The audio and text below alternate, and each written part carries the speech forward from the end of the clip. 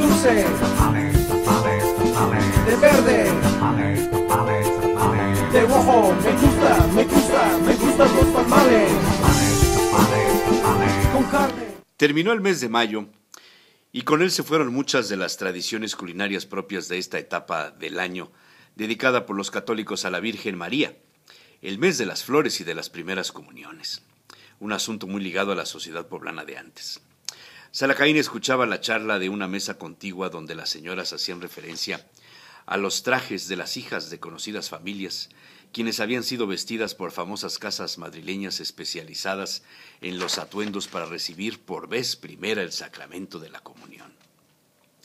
El aventurero disfrutaba el cotilleo angelopolitano y recordaba cómo en el pasado las familias poblanas iban de compras a Madrid y en pronovias se encargaban los atuendos de la primera comunión.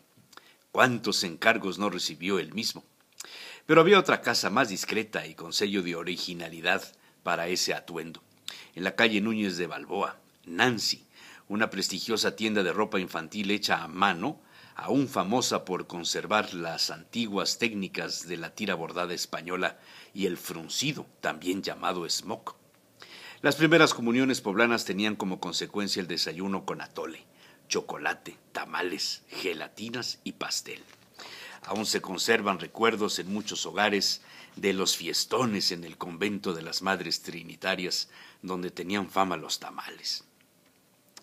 A ciencia cierta, Salacaín nunca había sabido la razón de relacionar primera comunión con tamales. Bajo la óptica gastronómica, los prehispánicos tenían como acompañantes habituales el atole y el tamal, ambos derivados del maíz en sus diversas presentaciones y con modalidades de preparación según la región. Fray Bernardino de Sahagún, en 1565, publicó en su Historia General de las Cosas de la Nueva España su descubrimiento del tamal en el mercado principal de la Gran Tenochtitlán. Venden también los tamales de maíz bien cocido y lavado, y los tamales prolongados y delgados, y los que son colorados, y los que tienen dentro frijoles cocidos y molidos.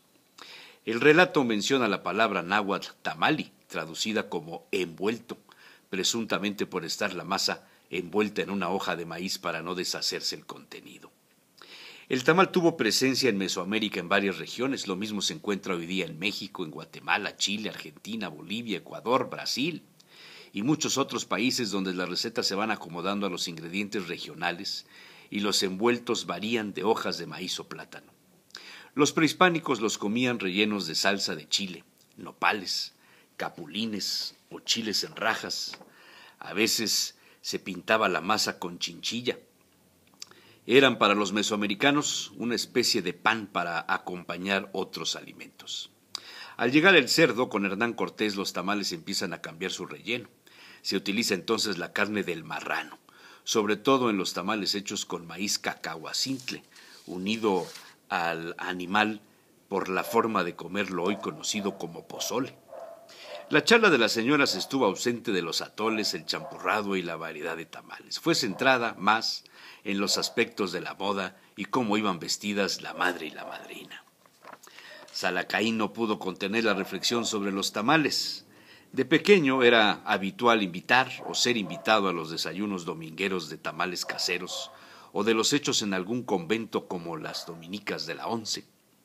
Pero en su casa la tradición venía de muchos años atrás, y eso le permitió conocer recetas hoy totalmente en desuso. Lo sabía con o sin cernir, en un paño de manta de cielo o un ayate muy fino, hoy imposible de encontrar. Los más comunes partían de nixtamal cernido mezclado con un poco de azúcar, manteca, sal y un poco de anís en polvo. La masa se humedecía con agua tibia, bien mezclada se colocaba en el centro de una hoja de maíz lavada y remojada, escurrida y enjuagada. Se envolvía y doblaba por la mitad y se iban colocando los tamales en el interior de una olla con poca agua, sustituida después por la tamalera, con doble fondo. Se acostumbraba a poner un poco de zacate encima del enrejado hecho de tejamanil para impedir el contacto del agua con los tamales. El vapor hacía su labor de cocimiento y cuando la masa se desprendía de la hoja era el momento de apagar el fuego. Salacaín recordó las recomendaciones de las abuelas.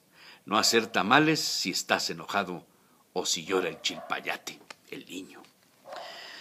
Los de maíz cacahuacintle, grano más grande, eran muy sabrosos, pero algo más complicados. En casa de Salacaín privilegiaban la compra del maíz cacahuacintle negro y se hacían así los llamados tamales de luto.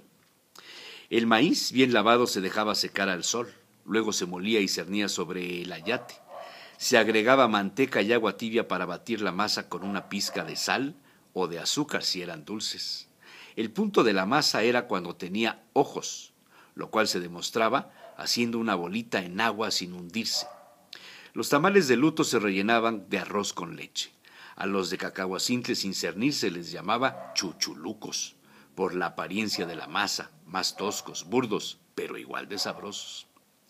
En la temporada de Todos los Santos, su familia acostumbraba a hacer unos tamales rellenos de ayocotes para colocarlos en las ofrendas. Aún se hacen así en Huaquechula, Puebla.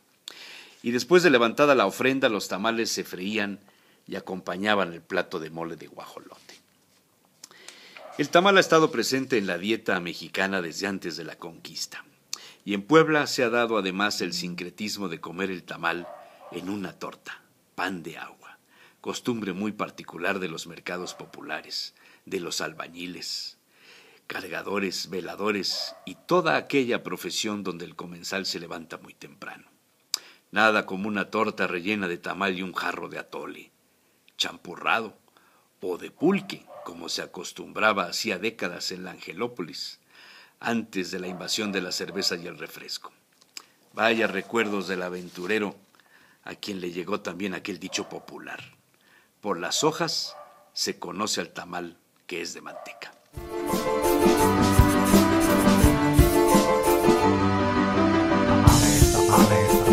De dulce, de verde, de rojo, me gusta.